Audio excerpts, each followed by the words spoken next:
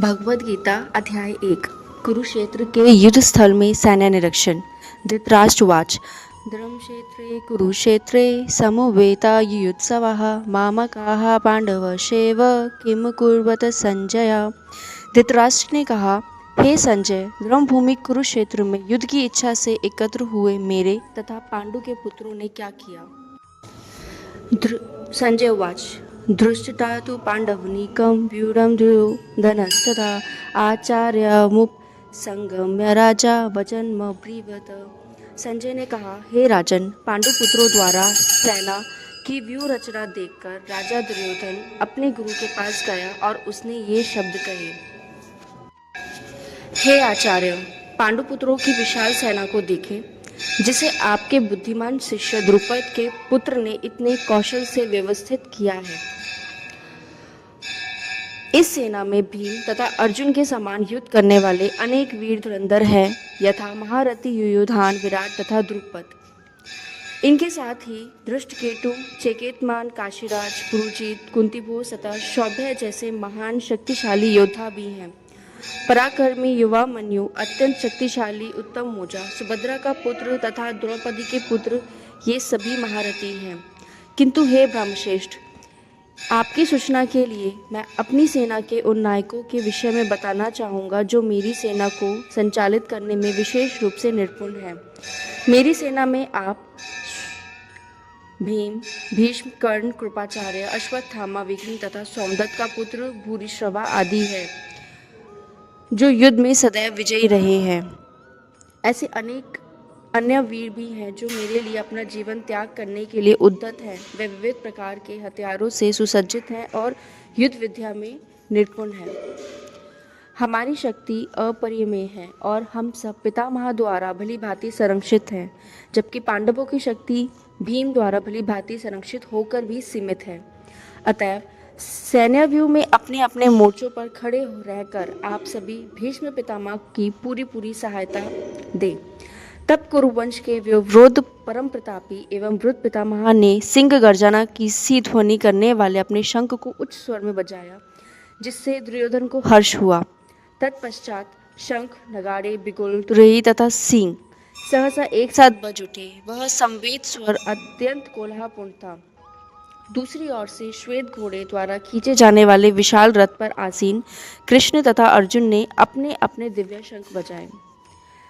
भगवान कृष्ण ने अपना पांचान्य शंख बजाया, अर्जुन ने देवदत्त शंख तथा आतिभोजी एवं अतिमानवीय कार्य करने वाले भीष्म ने पौंडक नामक भयंकर शंख बजाया।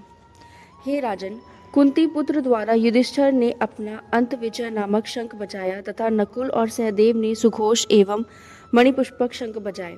महान धुरंधर काशीराज, परम योद्धा शिखंडी, धृष्टद्युम्न, विराट, अजय, सात्विक, द्रुपद, द्रौपदी के पुत्र तथा सुभद्रा के महाबाहु पुत्र आदि सबों ने अपने अपने शंख बजाए। इन विभिन्न शंखों की ध्वनि कोलाहलपूर्ण बन गई, जो आकाश तथा पृथ्वी को शब्दायमान करती हुई धृतराष्ट्र के पुत्रों के हृदय को विदीर्ण करने लगी।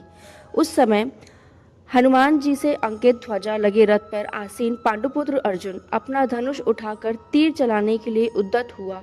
हे राजन, धृतराष्ट्र के पुत्रों के व्यूह में खड़ा देखकर अर्जुन ने श्री कृष्ण से ये वचन कहे। अर्जुन उवाच अर्जुन ने कहा, हे अच्युत, कृपा करके मेरा रथ दोनों सेनाओं के बीच में ले चले, जिससे मैं यहाँ उपस्थित युद्ध की अभिलाषा रखने वालों को और शास्त्रों की इस महान परीक्षा में जिसने मुझे संघर्ष करना है उन्हें देख सकूं।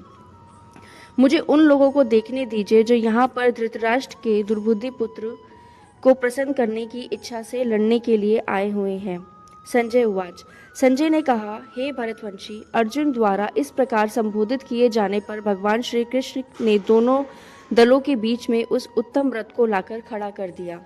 भीष्म, द्रोण तथा विश्व भर के अन्य समस्त राजाओं के सामने भगवान ने कहा कि हे पार्थ, यहाँ पर एकत्र सारे कुरुओं को देखो। अर्जुन ने वहाँ पर दोनों पक्षों की सेनाओं के मध्य में अपने चाचा, ताऊओं, पितामहों, गुरुओं, मामाओं, भाइयों, पुत्रों, पौत्रों, मित्रों, ससुरों और शुभ चिंतकों को भी देखा। अर्जुन उवाच अर्जुन ने कहा, हे कृष्ण, इस प्रकार युद्ध की इच्छा रखने वाले अपने मित्रों तथा संबंधियों को अपने समक्ष उपस्थित देखकर मेरा शरीर और शरीर के अंग काँप रहे हैं और मेरा मुंह सूखा जा रहा है। मेरा सारा शरीर काँप रहा है, मेरे रोंगटे खड़े हो रहे हैं, मेरा गांडीव धनुष मेरे हाथ से सरक रहा है और मेरी त्वचा जल रही है। मैं यहाँ अब और अधिक खड़ा रहने में असमर्थ हूँ। मैं अपने को भूल रहा हूँ और मेरा सर चकरा रहा है। हे कृष्ण, मुझे तो केवल अमंगल के कारण ही दिखाई दे रहे हैं। हे कृष्ण, इस युद्ध में अपने ही स्वजनों का वध करने से ना तो मुझे कोई अच्छाई दिखती है और ना ही उससे मुझे किसी प्रकार की विजय, राज्य या सुख की इच्छा रखना है। हे गोविंद, हमें राज्य सुख अथवा इस जीवन से क्या लाभ, क्योंकि जिन सारे लोगों के लिए हम उन्हें चाहते हैं वही इस युद्ध भूमि में खड़े हैं। हे मधुसूदन, जब गुरुजन, पितृगण, पुत्रगण, पितामहा, मामा, ससुर, पौत्रगण, साले तथा अन्य सारे संबंधी अपना अपना धन एवं प्राण देने के लिए तत्पर हैं और मेरे समक्ष खड़े हैं, तो फिर मैं इन सबको क्यों मारना चाहूँगा, भले ही वह मुझे क्यों ना मार डालें। हे जीवों के पालक, मैं इन सबों से लड़ने को तैयार नहीं, भले ही बदले में मुझे तीनों लोग क्यों ना मिलते हों। इस पृथ्वी की तो बात ही छोड़ दे, भला धृतराष्ट्र के पुत्रों को मारकर हमें कौन सी प्रसन्नता मिलेगी। यदि हम ऐसे आततियों का वध करते हैं तो हम पर पाप चढ़ेगा, अतः यह उचित नहीं होगा कि हम धृतराष्ट्र के पुत्रों तथा उनके मित्रों का वध करें। हे लक्ष्मीपति कृष्ण, इससे हमें क्या लाभ होगा और अपने ही कुटुंबियों को मारकर हम किस प्रकार सुखी हो सकते हैं। हे जनार्दन, यद्यपि लोभ से अभिभूत चित्त वाले ये लोग अपने परिवार को मारने या अपने मित्रों से द्रोह करने में कोई दोष नहीं देखते, किंतु हम लोग जो परिवार के